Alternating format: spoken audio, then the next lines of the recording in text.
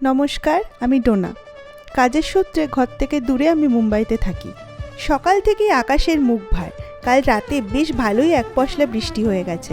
তাই ভাবলাম যদি সকালের জলখাবারে গরম গরম কড়াইশুঁটির কচুরি আর মাখা মাখা আলুর দম বানানো যায় তাহলে তো আর কথাই নেই। চলো ঝটপট করে বানিয়ে ফেলি কড়াইশুঁটির কচুরি আর গরম গরম আলুর দম। প্রথমেই আলুগুলো কেটে ভালো করে ধুয়ে নিয়েছি, আর অন্যদিকে কড়াইশুঁটি আর তার মধ্যে দুটো লঙ্কা দিয়ে গ্রাইন্ডারে পেস্ট করে নিয়েছি।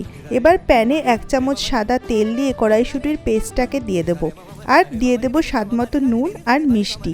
পেস্টটা যতক্ষণ না টাইট হচ্ছে ততক্ষণ ভালো করে নাড়তে থাকবো। কড়াইশুঁটির পুরটাকে এবার সাইডে ঠান্ডা করতে রেখে দিলাম। এবার আলুর দমের পালা। কড়াইতে তেল গরম হলেই কেটে রাখা আলুগুলো দিয়ে দেবো, সাথে হলুদ, একটু লঙ্কা গুঁড়ো আর স্বাদমতো নুন দিয়ে ভেজে তুলে রাখবো।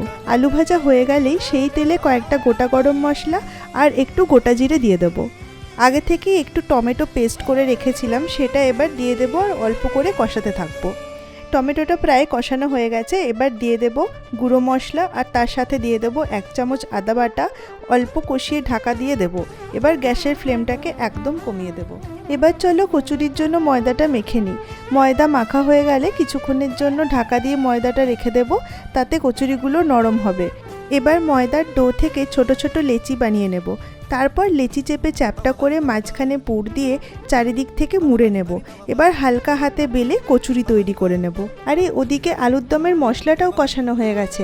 এবার 2 চামচ টক দই সুন্দর করে ফেটিয়ে কষানো মশলাতে দিয়ে একটু নেড়ে নেব। এবার ভেজে রাখা আলুগুলো আর অল্প জল দিয়ে ভালো করে মিশিয়ে ঢাকা দিয়ে দেব, যাতে আলুগুলো সেদ্ধ হয়ে যায়। মিনিট 5 ঢাকা দিয়ে রাখলেই আলুগুলো সেদ্ধ হয়ে যাবে।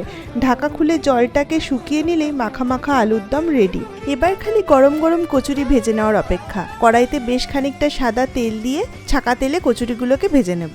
ব্যাস, তাহলে আমার কচুরি আর আলুর দম রেডি। তোমরা কবে বানাচ্ছ জানিও কিন্তু আমাকে। টাটা।